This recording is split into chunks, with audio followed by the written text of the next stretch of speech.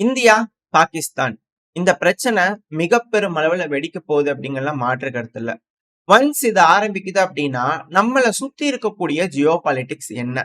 எந்தெந்த நாடுகள் என்னென்ன சைடுல இருப்பாங்க?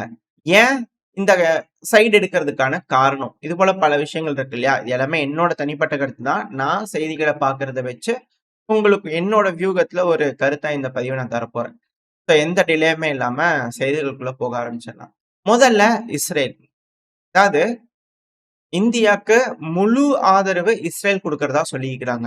அதுக்கான காரணம் இங்க இருக்கக்கூடிய பாகிஸ்தான். ஏன்னா பாகிஸ்தான்ல அணு ஆயுதம் இருக்கு. அது எந்த நேரமுமே இஸ்ரேலுக்கு த்ரெட் தான். ஏன்னா பாகிஸ்தான்ல இருக்கக்கூடிய அணு ஆயுதம் ஈரானுக்கு போயிரும், சவுதிக்கு போயிரும், துருக்கிக்கு போயிரும்னு பல யோசனைகள், சிந்தனைகள் இருக்கு. ஸோ அந்த ஒரு காரணத்தினால நேச்சுரலாவே பாகிஸ்தானுக்கும் இஸ்ரேலுக்கும் ஆகாது. ஸோ அந்த ஒரு காரணத்தினால இஸ்ரேல் நம்ம பக்கத்துல ஒரு சார்பா இருக்கிறதுக்கு வாய்ப்பு இருக்கு. இது ஒண்ணுதான் இங்க இஷ்யூவான்னு கேட்டீங்கன்னா இல்ல. இதுல இன்னொன்னும் இருக்கு. இப்போ பாகிஸ்தானுக்கு ஆதரவா யார் இருக்காங்க? துருக்கி இருக்காங்க. அப்போ துருக்கி இஸ்ரேலுக்கு ஆதரவா இருக்காங்களான்னு கேட்டீங்கன்னா கிடையாது. ஸோ இன் கேஸ் அ பாகிஸ்தான் கிட்ட இருக்கக்கூடிய அணு ஆயுதத்தை எப்படியாவது புடுங்கணும். இந்த பிரச்சனைய யூஸ் பண்ணி பாகிஸ்தான் கொஞ்சம் டிஃபீட் ஆகுற மாரி இருக்கிறாங்க அப்படின்னா, இந்த பிரச்சனைக்கோட முடிவுல பாகிஸ்தானுக்கு வந்து பாத்தீங்கன்னா, பெயில் அவுட் வேணும், இல்ல வேற ஏதாவது வேணும்னா, அணு ஆயுதம் அவங்க கிட்ட இருக்கிறத டிப்ளீட் பண்ணணும்னா, இந்த வார பயன்படுத்தி பண்ண முடியும். இஸ்ரேலுக்கு அது ஒரு அட்வான்டேஜ். 2வது துருக்கிக்கும் இஸ்ரேலுக்குமே ஆகாது. ஒருவேளை துருக்கி ஏதோ ஒரு மூவ் பண்றாங்க அப்படிங்கும்போது, அவங்களோட ப்ராக்ஸிஸ வச்சு ஏதாவது செய்றாங்க அப்படிங்கும்போது, கண்டிப்பா இஸ்ரேலுக்கு இந்தியாவோட சப்போர்ட் இருக்கும். ஏன்னா, துருக்கி நம்மளுக்கு எதிரான உதவிகள பாகிஸ்தானுக்கு முழு நீளமா செய்றாங்க அப்படிங்கும்போது, நம்ம இஸ்ரேலுக்கு ஆதரவா நிக்கிறதுக்கு அதிகமான வாய்ப்புகள் இருக்கு. இது காமன் கிரவுண்ட். ஸோ இஸ்ரேலுக்கும் ஒரு உதவிகள் கிடைக்கும், இந்தியாவுக்கும் ஒரு உதவிகள் கிடைக்கும். இஸ்ரேலுக்கு, இந்தியாவுக்கும் காமனான ஒரு எதிரிகள் இருக்காங்க. இதுதான் ஜியோ பாலிடிக்ஸ். இது என்னோட தனிப்பட்ட கருத்து. என்னோட புரிதலின் அடிப்படையில் நான் உங்களுக்கு சொல்றேன். அதாவது இதுல இன்னொரு டவுட் உங்களுக்கு வந்திருக்கும். இப்ப ஈரான் நம்மளுக்கு நண்பன். ஆனா இஸ்ரேலுக்கு எதிரி. அப்படி இருக்கும்போது எப்படி இஸ்ரேல் இந்தியா கூட சேர முடியும்னா, எல்லா நாடுகளுக்குமே எல்லா நேரமுமே ஒரு இடத்துல வந்து பாத்தீங்கன்னா, பிடிச்சிருக்கும், பிடிக்காதுன்னு எடுக்க முடியாது. ஏன்னா நம்மலாம் பேக்ட்ல கிடையாது. நம்மளுக்குன்னு தனிப்பட்ட விருப்பு வெறுப்புகள்லாம் இருக்கும். ஆனா இந்த ஜியோ பாலிடிக்ஸ பொறுத்த வரைக்கும் காமன் இன்ட்ரெஸ்ட், காமன் கிரவுண்ட் எது அப்படிங்கிறத பார்ப்பாங்க. இஸ்ரேலுக்கு துருக்கி ஆகாதா? ஆகாது. இந்தியாவுக்கு துருக்கி ஆகாதா? ஆகாது. சரி ஓகே. இஸ்ரேலுக்கு பாகிஸ்தான் ஆகாதா? ஆகாது. சோ இந்த இடத்துல இருக்கக்கூடிய காமன் கிரவுண்ட் என்ன? இஸ்ரேல் எந்தெந்த இடத்துலலாம் இந்தியாவுக்கு உதவுறதுக்கு வாய்ப்புகள் இருக்கு. இந்தியா எந்தெந்த இடத்துலலாம் இஸ்ரேலுக்கு உதவுறதுக்கு வாய்ப்பு இருக்கு. சோ அந்த காமன் கிரவுண்ட் தான் துருக்கி, பாகிஸ்தான். சோ இது போல பிரச்சனைகள் வரும்போது இரு தரப்புலயும் மாறி மாறி உதவிக்குவாங்க. ஏன்னா யுஎன்ல எல்லா டைமும் ரெசல்யூஷன் கொண்டு வரும்போது நம்ம அப்ஸ்டெயின் ஆயிருக்கோம். இஸ்ரேலுக்கு ஆதரவா எந்த இடத்துலயும் வந்து பாத்தீங்கன்னா நம்ம ஓட்டு போடல. இது இஸ்ரேலுக்கு எகெயின்ஸ்டா தான் இருக்கும். நம்ம நண்பனாவே இருந்தாலும் ஆதரவு குடுக்கல அவங்க செய்யக்கூடிய விஷயங்களுக்கு. அந்த ஒரு காரணத்தினால ஜியோ பாலிடிக்ஸ்னா என்ன அப்படிங்கிறது நம்மளுக்கு புரிஞ்சிருக்கும். இஸ்ரேலோட ரோல் என்னன்னு தெரிஞ்சிருக்கும். சரி ஓகே. துருக்கிய நம்ம பார்ப்போம். இப்ப துருக்கிக்கு என்ன பிரச்சனை நம்மளுக்கு அப்படின்னா, இப்ப இஸ்ரேல் இந்த பாலஸ்தீன், காசா இதெல்லாம் நடக்குதுல்ல, இதுக்கான ஆணி வேரே வந்து பாத்தீங்கன்னா, அந்த டைம்ல பிரிட்டிஷ் இந்தியன் ஆர்மின்னு இருந்தது இல்லையா? அது பார்த்த வேலை தான். அந்த பஞ்சாயத்து ஆனதுக்கான எல்லா காரணமும் வேர்ல்டு வார் 1ல செஞ்சு வச்சது இப்ப வரைக்கும் இருக்கு. துருக்கியில பாடங்கள்ல கூட படிக்க முடியும். நம்மளோட வீரர்கள் எந்த அளவுக்கு சாகசம் புரிஞ்சு துருக்கிய வீழ்த்துனாங்க அப்படிங்கிறது போல இப்ப கூட பாடம் படிப்பாங்க. அவங்களுக்குள்ள கிரட்ஜ் இருக்கு. அது மட்டும் இல்லாம இந்த இடத்த பொறுத்த வரைக்கும் சூப்பர் பவர் யாரு? அரபுலகத்தோட சூப்பர் பவர் யாரு? அப்படின்ற பேட்டில் போயிட்டு இருக்கு. துருக்கி, ஈரான், சவுதி. ஸோ இந்த சைடுல வந்து பாத்தீங்கன்னா, இன்னும் பல பிளேயர்ஸ்லாம் இருக்காங்க. அது பேசணும்னா அது வேற ஜியோ பாலிடிக்ஸ்குள்ள போகும். நம்ம இத சார்ந்து பார்க்கறதுனால, அந்த இடத்துல வந்து பாத்தீங்கன்னா, யார் லீட் எடுக்கிறது அப்படிங்கிற ஒரு கேள்வி இருக்கு. ஸோ அந்த டைம்ல துருக்கி அவங்களோட பவர் காட்டணும். 2வது கிரட்ஜ் இருக்கு. ஸோ உள்ள இருக்கு. ஸோ அந்த கிரட்ஜ தீர்த்துக்கணும். அதனால பாகிஸ்தானுக்கு ஒரு சப்போர்ட். ஸோ பாகிஸ்தானுக்கு ஆயுதங்கள் யார் தரலாம்? துருக்கி தரப்புன்னு தரலாம். நம்மளையும் பழி வாங்குன மாரி ஆச்சு. ஸோ அவங்களோட விஷயம் இங்க காமன் கிரவுண்ட் இருக்கனால அவங்க பாகிஸ்தானுக்கு ஹெல்ப் பண்றாங்க. 2வது பாகிஸ்தான் அவங்க கட்டுப்பாட்டுக்குள்ள இருக்கு அப்படின்னா, நம்மள கட்டுப்படுத்துறதுக்கான வாய்ப்புகள் துருக்கிக்கு அதிகம். ஏன்னா, இப்ப வர்த்தக பாதை வந்து பாத்தீங்கன்னா, துருக்கி அவாய்ட் பண்ணிட்டு போற மாரி தான் நம்ம ரஷ்யா கூடயும் போடுறோம். நம்ம மேற்குலக நாடுகள் கூடயும் போறோம். மேற்குலக நாடும் துருக்கி அவாய்ட் பண்றாங்க. ஏன்னா, அது பிரிட்ஜா இருக்கு. அத வேண்டாம் அப்படிங்கிறத நம்ம அவாய்ட் பண்ணிட்டு பண்றோம்.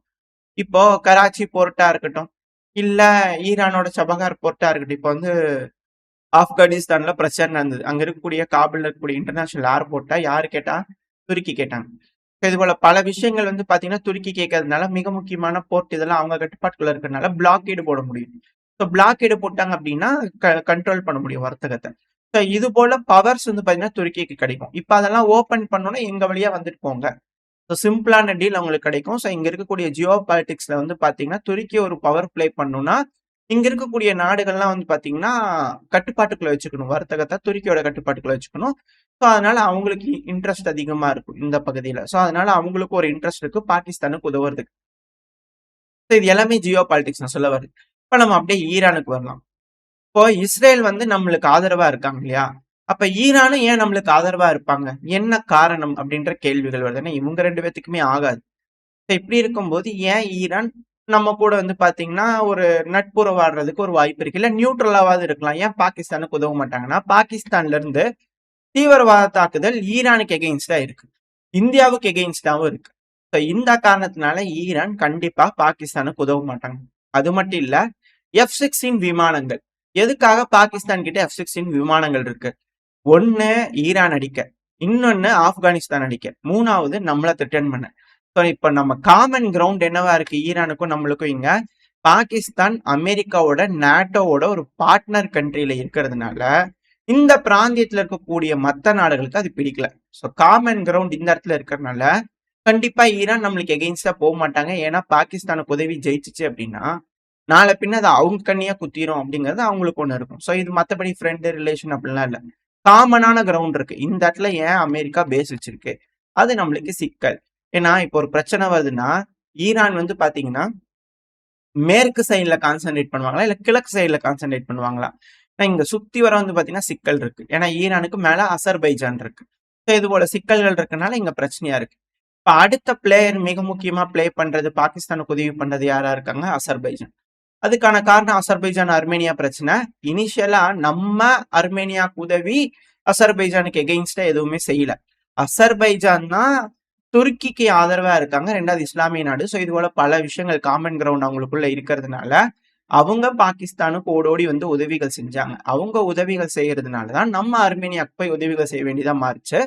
இது போல விஷயங்கள் துருக்கிக்கு ஆதரவா இருக்கனால இன்கேஸ் பப்பட் ஸ்டேட் உங்களுக்கு தெரிஞ்சிருக்கும்னு நினைக்கிறேன். அந்த டைம்ல வந்து பாத்தீங்கன்னா பாகிஸ்தானுக்கு அவங்கள வச்சு மேலும் உதவிகள் மர்சனரிஸ் அனுப்புறது இது போல வேலைகள்லாம் செய்யலாமா அப்படின்ற வாய்ப்புகள் அதிகம். இந்த ஒரு காரணத்தினால அசர்பைஜானுக்கு இங்க இன்ட்ரெஸ்ட் இருக்கு. காமன் கிரவுண்ட் இருக்கு. நம்ம அர்மேனியாவுக்கு உதவுறோம். காமன் கிரவுண்ட் இருக்கு. நம்மளோட எதிரியான அசர்பைஜான் கூட கொஞ்சம் மிரட்டி வைக்கிறதுக்கு ஒரு வாய்ப்புகள் இருக்கு. ஸோ காமன் கிரவுண்ட் இருக்கனால இங்க ஜியோ பாலிடிக்ஸ்ல இப்படி ஒரு கேம் இருக்கு. இப்பதான் மெயினான பிளேயர்ஸுக்கு வரும். இல்ல இதுல வந்து இன்னொரு பிளேயர்ஸும் இருக்காங்க. ஆப்கானிஸ்தான். ஆப்கானிஸ்தானுக்கு என்ன பிரச்சனை? ஆப்கானிஸ்தானை தாக்குனதுக்கான காரணமே ஆப்கானிஸ்தானை போய் பிடிச்சது எல்லாமே பண்ணதுக்கான காரணமே பாகிஸ்தான் தான்.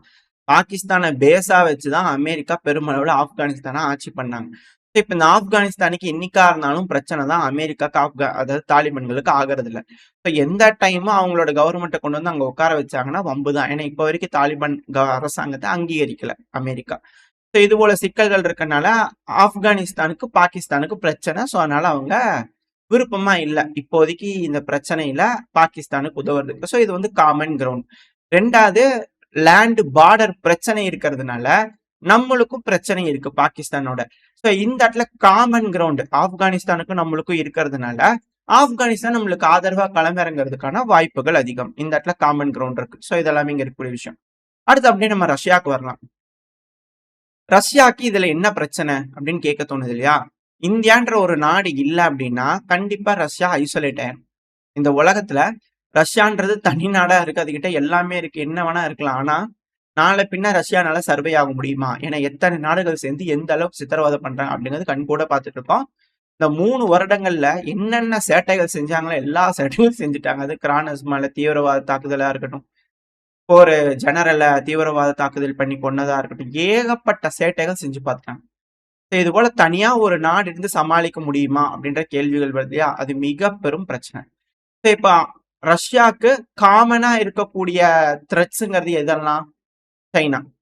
நெய்பர்ஸோட நெய்பர் தான் நம்ம. ஸோ நம்மளோட நெய்பரோட நெய்பர் தான் ரஷ்யா. காமன் கிரவுண்ட் சீனாவா இருக்கு ஃபர்ஸ்ட். ஸோ அதனால நம்ம 2 பேரும் நண்பர்களா இருக்காங்க. ஏன்னா இந்த சீனா நம்ம மேலேயும் போர் தொடுத்திருக்கு, ரஷ்யா மேலேயும் போர் தொடுத்திருக்கு. இது எல்லாத்துக்கும் மேல சீனா மிக பெரும் அளவுல வல்லரசு நாடுகள் ஆயிட்டு இருக்கு. வல்லரசு நாடா மாறிட்டு இருக்கு. அதுக்கான காரணம் எக்கனாமி.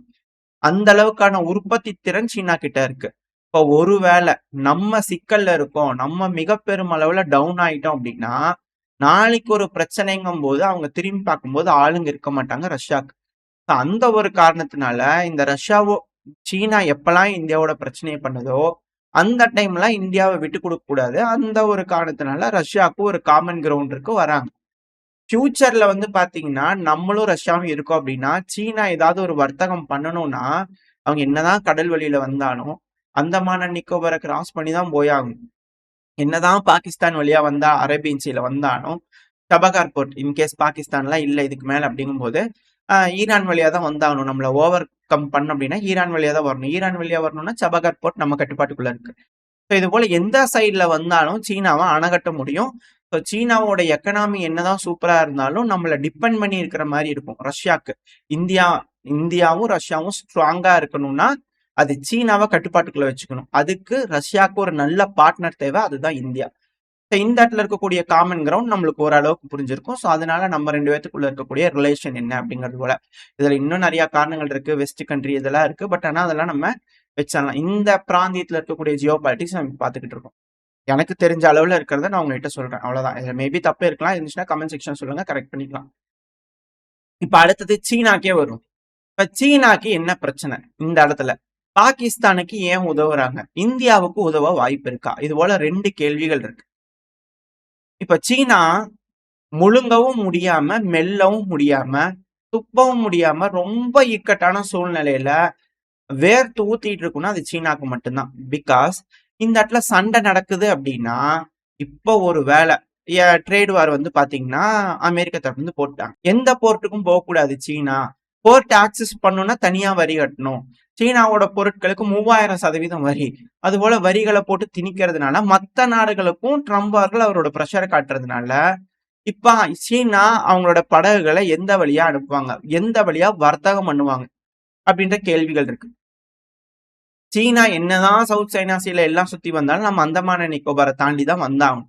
2வது இப்ப பாகிஸ்தான் கூட வரணும் அப்படின்னு பாகிஸ்தான்ல இப்ப சீபக் காரிடோர் வழியா வர்றாங்கன்னா அது இன்னும் முழுமையா இல்ல ஃபுல்லா. பட் இருந்தாலும் அவங்க பண்றாங்க அப்படின்னாலும் இந்த போர்ட் கராச்சி போர்ட்லாம் யூஸ் பண்ணி எல்லாம் செய்யறாங்க அப்படின்னாலும் இப்ப இந்தியாவுக்கும் பாகிஸ்தானுக்கும் சண்டை நடந்துட்டு இருக்கு. அதை முழுமையா பயன்படுத்த முடியாது. சீனா ஆல்ரெடி அதிகமான இன்வெஸ்ட்மெண்ட் பாகிஸ்தான்ல பண்ணியிருக்காங்க. ஸோ இது போல அதிகமான இன்வெஸ்ட்மெண்ட் இருக்கனால அதை விட்டும் கொடுக்கவும் முடியாது. சரி ஓகே, இந்தியா வந்து ஃபுல்லா எடுத்துக்கிட்டோம் அதுக்கப்புறம் பாத்துக்கலாம் அப்படின்னா, இந்தியா முழு பாகிஸ்தானையும் எடுத்துக்குவாங்களா அப்படி ஒரு ஐடியாலஜி இந்தியாவுக்கு இருக்கான்னு கேட்டீங்கன்னா அப்படி இல்லை. நம்மளை பொறுத்த வரைக்கும் நம்மளோட பகுதி ஜம்மு காஷ்மீர், அதை நம்ம எடுத்துக்கணும். 2வது ஆப்கானிஸ்தான் அவங்க வந்து எடுத்துக்கிறாங்கன்னா பாகிஸ்தான் ஒரு பகுதி இருக்கத்தான் செய்யும். அந்த பகுதி வழியா தான் வந்து பாத்தீங்கன்னா சீனா கிராஸ் ஆகி போகிற மாதிரி இருக்கும். ஸோ ஒருவேளை இந்த டைம்ல அவங்களுக்கு உதவலினா பாகிஸ்தான் அதுக்கு மேல வர்த்தக பாதையை வச்சுக்குவாங்களான்னு கேள்வி இருக்கு. ஒருவேளை உதவுனாங்க நம்மளுக்கு அப்படின்னா நம்ம எதிர்காலத்துல வந்து பாத்தீங்கன்னா அந்த வழியா போக விடுறதுக்கு விடுவோமா? இன்கேஸ் சீனாக்கும் அமெரிக்காக்கும் போர் வருது அப்படின்னா அரேபியன் ஷீ போறதுக்கு ஷார்ட் ரூட் சீனாக்கு அப்படின்னா இன்கேஸ் எல்லா பக்கம் அடிச்சுக்கிட்டாலும் இருக்கிற ஒன்லி வயபிள் ரூட் அப்படிங்கிறது இந்த பாகிஸ்தான் வழிதான். இன்கேஸ் அதை நம்ம ஜம்மு காஷ்மீர் நம்ம கட்டுப்பாட்டில் எடுத்தோம்னா நம்மளை கிராஸ் பண்ணி தான் பாகிஸ்தானுக்கு போயாகணும். ஸோ இது போல ஏகப்பட்ட சிக்கல் வந்து பாத்தீங்கன்னா சீனாக்கு இருக்கு. நம்மளுக்கு உதவும் முடியாது, உதவாம இருக்கவும் முடியாது, பாகிஸ்தானுக்கு உதவ முடியாது, உதவாம இருக்க முடியாது. ஏகப்பட்ட சிக்கல் இருக்கு.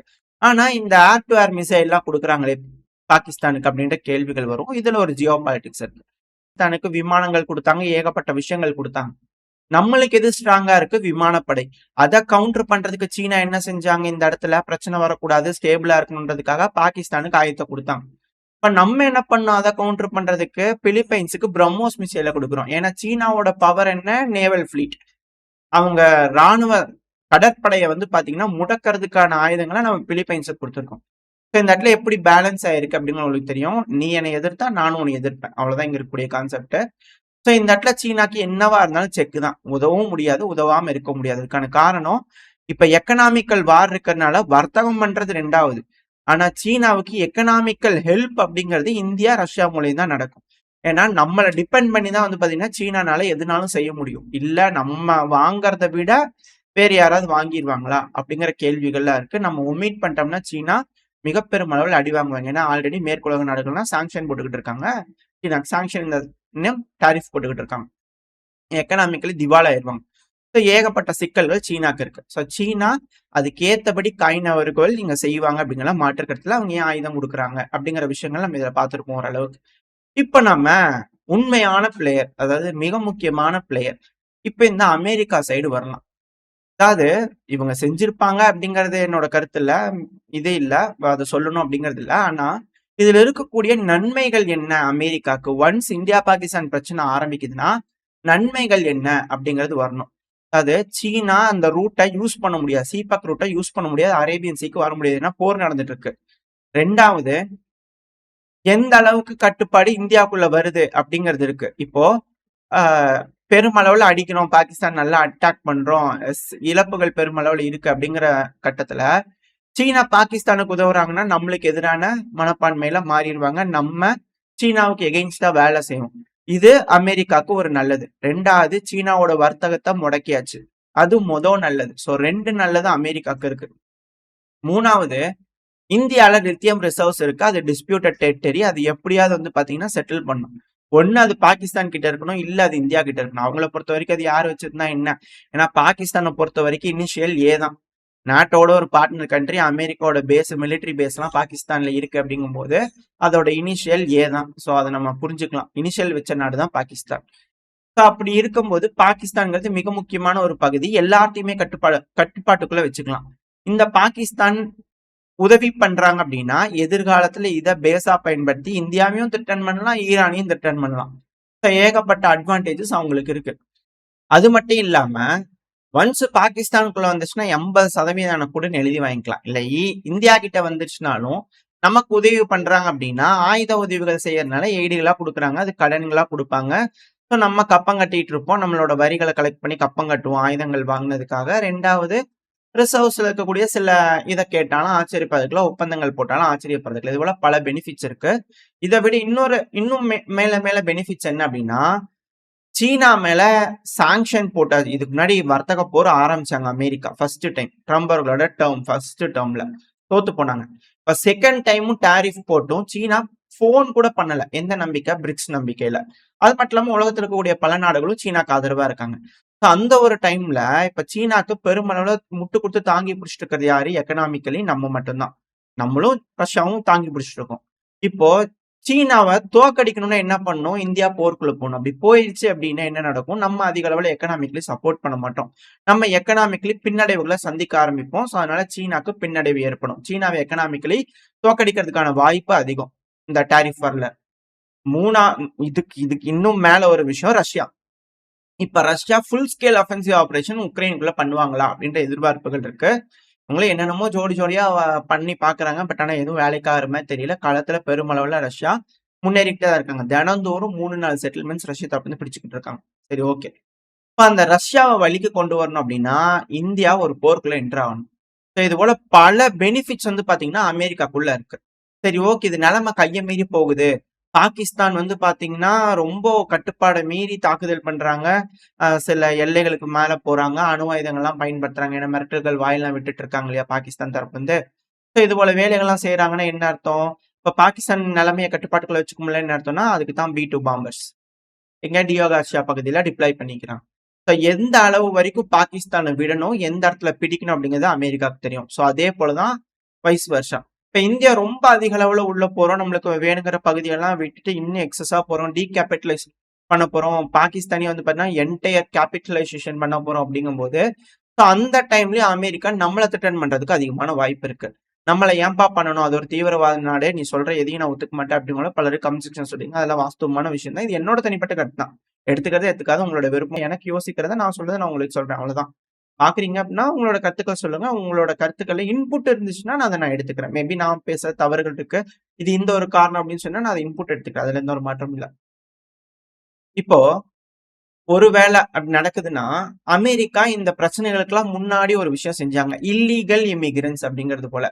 ஏன்னா அமெரிக்கன்ஸ் இந்தியன்ஸ் அமெரிக்கால அதிக அளவுல இருக்காங்க அப்படிங்கிறது போல செய்திகள் இருக்கு. இப்போ அங்க இல்லீகல் இமிகிரேஷன் சொல்லிட்டு டிபோர்ட் பண்ணாங்க. இந்த ரீசன்ட் செய்திகள்லாம் வர்றதுக்கு முன்னாடி பாத்தீங்கன்னா ஒரு செய்தி வந்திருந்தது. கைவிலங்கு கட்டப்பட்ட நிலைமையில இந்தியர்களை இந்தியாவுக்கு டிபோர்ட் பண்ணிட்டு இருந்தாங்க. இல்லீகல் இமிகிரன்ஸ் என்ன தேவை? இவ்வளவு கடுமையான நடவடிக்கைகள் ஏன்? போங்க வண்டியில ஏத்தி அனுப்பி விடுங்கன்னா அனுப்பி விட்டுறலாம்ல. விமானங்கள்ல அவ்வளவு தூரம் வர்றது ஒரு பெரிய செய்திகளா பேசிட்டு இருந்தோம். ஆளுகின்ற அரசியல்வாதிகள் அது ரொம்ப பெரிய டேமேஜ் நேமை ஏற்படுத்தும். 2வது அமெரிக்கால இருக்கக்கூடிய இந்தியர்களுக்கு ஒரு விஷயம் நல்லா தெரிஞ்சிருக்கும். நம்ம எதுவும் பேசக்கூடாது. ஏதாவது பண்ணணும்னா என்ன நடவடிக்கைகள் எடுப்பாங்க அப்படிங்கிறது நம்மளுக்கு தெரியும். அப்படிங்கிறது போல அவங்க புரிஞ்சுகிட்டு வந்திருப்பாங்க. ஒருவேளை நம்மளுக்கு எதிரான நடவடிக்கைகள் எடுக்கிறாங்க அப்படின்னா, கண்டிப்பா அவங்க அவங்களோட வேலைய காட்டுவாங்க அப்படிங்கிற மாற்று கருத்துல. அது ஒரு உதாரணம் அது. என்ன அளவுக்கு நடக்கும் அப்படிங்கிறதுக்கான உதாரணம் அதுவா வச்சுக்கலாம். ஏன்னா நடந்த செய்திகள் தான் நான் உங்ககிட்ட சொல்றேன். நடக்காதுன்னு நான் சொல்லல. 2வது யுஎஸ் எய்ட். அதாவது இது போல சிக்கல் நடக்குது, பிடிக்க முடியாது. இது போல விஷயங்கள்லாம் ஏதோ லீக் ஆகுது அப்படின்னா, அதுக்கு நம்மளே சொல்லிட்டு போயிடலாம். Voters turn out. அதாவது ட்ரம்ப் அவர்கள் நல்லவர். இதுக்கு முன்னாடி இருந்த அரசாங்கம் இந்தியால ஆட்சி கவிழ்ப்பு பண்றதுக்கு ஏகப்பட்ட அளவுல யுஎஸ்ஏட குடுத்து விளையாடி இருக்கிறாங்க. இது அவங்களே ஓப்பனா சொல்லியிருக்கிறாங்க அப்படிங்கும்போது, நம்ம புரிஞ்சுக்கலாம். ஓகே, எய்டுகள்லாம் வந்திருக்கு அப்படிங்கிறது போல. இதுவே 2 வகையா பார்க்கலாம். அதாவது ட்ரம்ப் அவர்கள் நல்லவர்ன்னு காட்டிக்கிறதுக்காக அத சொல்லலாம். அதிகமான நபர்களுக்கு எய்டு குடுத்துருக்கோம். இத நாங்க சொல்லவே தயங்கல. யார் யாருக்கு குடுத்தோன்றதையும் சொல்லிருவோம் பாத்துக்கங்க. அதனால நாங்க தாளம் போடுறதுக்கு ஏத்த மாரி ஆடுங்க. அப்படிங்கிறது போல ஒரு வார்னிங்கா அது. அப்படிங்கிறது மாரியும் வச்சுக்கலாம். ஏன்னா பாலிஷா யாரெல்லாம் வாங்கியிருக்காங்களோ அவங்கலாம் பாலிஷா. ஏன்னா காலையில இருந்து ஒரு செய்தி. இந்த பாகிஸ்தான்ல இருக்கக்கூடிய நபர்கள் வந்து பாத்தீங்கன்னா, அப்பாவி பாகிஸ்தான். இந்தியா தேவையில்லாம குற்றச்சாட்டுகள் சொல்லி, பாகிஸ்தான் மேல வந்து பாத்தீங்கன்னா, போர் தொடுக்கிறதுக்கு இது பண்றாங்க. அது வந்து அழுத்தங்கள் குடுத்து, சில மீடியாக்கள் பேசுறதெல்லாம் வச்சு பார்க்கும்போது தெளிவா தெரியுதுங்க. நாங்க வந்து முட்டாள்கள்லாம் இல்ல. எங்களுக்கும் அலச தெரியும். சில விஷயங்கள்லாம் பார்ப்போம். நீங்க சொல்றதெல்லாம் கண்மூடித்தனமா எடுத்துக்க மாட்டோம். நாங்க தப்பா கணிச்சாலுமே எங்களால பல யூகங்கள்ல, பல கோணங்கள்ல கணிக்க தெரியும் எங்களுக்கு. சாதாரண ஆளுங்கள். இப்ப நாங்க கிடையாது. அதனால இந்த பாலிஷ் போடுற வேலையெல்லாம் இங்க வச்சுக்காதீங்க. ஏன்னா, அந்த அளவுக்கு காண்டாயிடுச்சு எனக்கு. அழுத்தங்கள். அவங்க சொல்ற அந்த நம்ம மினிஸ்டர் சொல்றது கூட அழுத்துறது இல்ல இப்பல்லாம். அந்த அளவுக்கு அழுத்தங்கள் தான் வந்து பாத்தீங்கன்னா, தமிழ்ல ஓடுற நியூஸ் அந்த அளவுக்கு அழுத்துறாங்க. இதெல்லாம் என்ன ஏது அப்படிங்கிறது தெரியல. எது எப்படியோ. அங்க தாளம் போடுறதுக்கு ஏத்தபடி இங்க ஆடுறாங்களா? அந்த காரணத்தினால அப்படின்ற கேள்விகள்லாம் வருது. மெயினான விஷயத்துக்கு வந்துரலாம். அதாவது இப்போ இந்தியா ஏன் ரிட்டாலியேட்டரி ஸ்ட்ரைக் பகல்காம்ல தீவிரவாத தாக்குதல் நடந்துருச்சு. மும்பைல அட்டாக் நடந்தது. இப்ப இங்க அட்டாக் நடக்குது. இங்க வந்து 20 நபர்கள் கிட்ட இறந்திருக்காங்க. ஆனா இதுக்கு எதுக்கு யார் கேரியரை நம்ம அனுப்புறோம்? அப்படின்ற கேள்விகள் இது தீவிரவாத தாக்குதல் நடந்திருக்கு. பாகிஸ்தான் செய்யக்கூடிய ஒரு விஷயம் தான். இது 30 வருஷமா செஞ்சுட்டு இருந்தோன்னே பாகிஸ்தானோட டிஃபென்ஸ் மினிஸ்டர் ஆசிஃப் அவங்க தரப்புல இருந்தே வந்து பண்ண ஸ்டேட்மெண்ட்ஸ் வந்தாச்சு. அதை செய்யறதுக்கான காரணம் யாரு? அமெரிக்காக்கு யூகேக்கும் தான். யூகே ஏன் வந்து அவங்களுக்கு எய்டுகள் கொடுக்குறாங்க அப்படிங்கிறது உங்களுக்கு இதுலயே தெரிஞ்சுக்கலாம். ஸ்டேட்மெண்ட்டே தெரிஞ்சுக்கலாம். ஸோ அதுல எந்த ஒரு மாற்றமும் இல்லை. யூகேவும் இதுல ஒரு பிளேயர். கண்டிப்பா அவங்களோட இனிஷியல் இருக்கக்கூடிய நாடு அப்படிங்கிறதுனால கண்டிப்பா அவங்க செய்யதான் செய்வாங்க. அதுல எந்த ஒரு மாற்றமும் இல்லை. இப்ப கேள்வி என்னன்னா, மும்பைல தீவிரவாத தாக்குதல் நடந்தது. புல்வாமால தீவிரவாத தாக்குதல் நடந்தது. அந்த டைம்ல எல்லாம் நம்ம பெருமளவுல ரிட்டாலியேஷன் ஸ்ட்ரைக் எடுக்கல. உரியில அட்டாக் நடந்தது. இது போல டைம்ல எல்லாம் நம்ம பெருமளவுல ரிட்டாலியேட்டரி மெஷர்ஸ் எடுக்கல. அதாவது விமானம் தாங்கிய போர்க்கப்பல்கள்லாம் பாகிஸ்தானை நோக்கி அனுப்ப கிடையாது. ஏன்னா அந்த டைம்ல எல்லாம் தீவிரவாதிகள் நம்ம மேல தாக்குதல் பண்ணாங்க. தீவிரவாதி ஒரு சூசைடு அட்டாக் பண்ணிட்டு போயிருந்தாங்க. ஆனா இந்த தடவை பகல்காம்ல நடந்த தாக்குதல்ல வந்து பாத்தீங்கன்னா, பாகிஸ்தானோட முன்னாள் பாரா கமாண்டர் முஃபாசா வந்து பாத்தீங்கன்னா இருந்திருக்காங்க. அவன் துப்பாக்கி எட்டு வந்து இங்க இருக்கக்கூடிய மக்களை சுட்டாங்க. அந்த டைம்ல இனிஷியலா ரியாக்ட் பண்ணும்போது நம்ம எனக்கு சொல்றதுக்கும் விருப்பம் இல்லை. நீ இன்னாலா அண்ணாலா அப்படின்னு கேட்டுட்டு சுட்டதா உணர்ச்சி வசப்பட்டு நம்ம எல்லாரும் பேச ஆரம்பிச்சிட்டோம். அத தப்பான அணுகுமுறையில நம்ம பண்ணிட்டோமா? அவங்களுக்கு ஏத்தபடி அவங்க எதிர்பார்த்தாங்க. அது நடந்துச்சு. பட் ஆனா இங்க எந்த ஒரு கலவரம் வரல. அது வரைக்கும் நல்ல விஷயம். நம்ம இந்தியர்களா நம்ம என்ன செய்யணுமோ அதை கரெக்டா செஞ்சிருக்கோம். அதுல எந்த ஒரு மாற்றமும் இல்லை. இதுல என்னன்னா, இது போல அதுல வந்து ஒரு செய்தி வந்தது. நீ பேண்ட கழட்டு அப்படிங்கிறது போல. அதாவது வீரர்கள் சரணடைவாங்க தெரியுமா? அந்த இடத்துல அவங்கள இழிவுபடுத்துறதுக்காக இது போல ஒரு ராணுவத்துல இருக்கிறவங்க இது போல செய்வாங்க. அந்த டைம்ல அந்த ராணுவ வீரர்கள் இருக்காங்க தெரியுமா? அவங்களுக்கு தான் அந்த வலி வேதனை என்னன்னு தெரியும். நிராயுதபாணியா இருக்கும்போது பேண்ட கழட்டிட்டு சரணடை அப்படிங்கிறதோட சொல்லுவாங்க. இந்த விஷயம் வந்து பாத்தீங்கன்னா பகல்காம்ல நடந்திருக்கு. தீவிரவாதி வந்தானா, கண்மூடித்தனமா சுட்டானா, எவ்வளவு பேர்த்த கொல்ல முடியுமோ கொன்னுட்டு ஓடினானா, இல்ல அவனை போய் மாட்டினானா அப்படிங்கறதா இருக்கும். ஆனா இந்த இடத்துல நடந்த அட்டாக் டிஃப்ரெண்டானது. கிரானஸ்மால் ரஷ்யால அட்டாக் நடந்தது. கண்மூடித்தனமா சுட்டாங்க. அவங்கதான் தீவிரவாதிகள். இவன் வந்து பாகிஸ்தானோட ராணுவம் உள்ள இறங்கி ஆபரேஷன் பண்ணியிருக்கு. அப்படி செய்யும் போது இந்த பகல்காம்ல இறந்த 26 நபர்கள்ல ஒரு நபர் தான் நம்மளோட கடற்படையை சேர்ந்த லூட்டினன்ட் வினய் அவர்கள். அதாவது பேண்ட கலட்டு அப்படின்ற வார்த்தை வந்துச்சு தெரியுமா?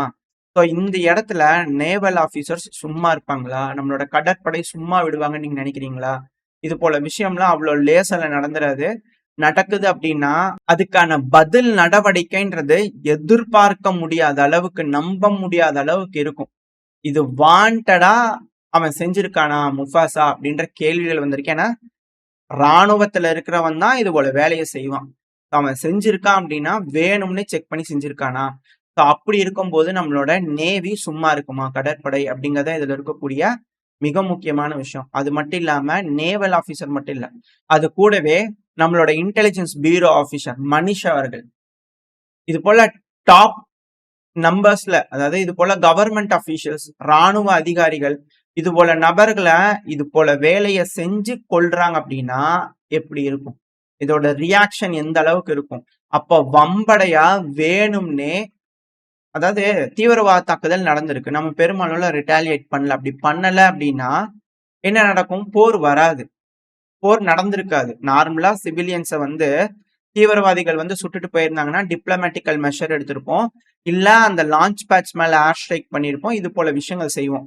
ஆனா இது போல ராணுவத்தை இழிவுபடுத்தி கொள்றாங்க. ஏன்னா ராணுவத்து மேலயும் தாக்குதல் நடந்திருக்கு, உரி அட்டாக் நடந்திருக்கு, புல்வாமா தாக்குதல் நடந்திருக்கு. இந்த இடத்துல எல்லாம் ராணுவ வீரர்கள் மேல தாக்குதல் நடக்கும். ஆனா இழிவுபடுத்தி தாக்குதல் பண்றாங்க அப்படின்னா அதோட ரிட்டாலியேஷன் வேற மாதிரி இருக்கும். கண்டிப்பா நீ போருக்கு வந்துதாண்டா தீரணும்னு கூப்பிடுற மாதிரி ஒரு செயல் தான் அது. இதை இன்னுமே புரிஞ்சுக்கலன்னா யாராலையும் எதுவும் சொல்லி புரிய வைக்க முடியாது. இது வாண்டடா இழிவுபடுத்தி கொள்ளக்கூடிய ஒரு சம்பவம். அப்படி இருக்கும்போது நம்மளோட கடற்படை சும்மா இருக்குமா? நம்மளோட இன்டெலிஜென்ஸ் பியூரோ சும்மா இருக்குமா? அப்படிங்கறத இங்க இருக்கக்கூடிய கேள்வி. அந்த டைம்ல நம்மளோட அரசியல்வாதிகள்லாம் சொன்னா அது எப்படி இருக்கும்? அது இவங்களை பிட்ரே பண்ற மாதிரி ஆயிடும், நம்மளோட ராணுவ வீரர்களை பிட்ரே பண்ற மாதிரி ஆயிடும்.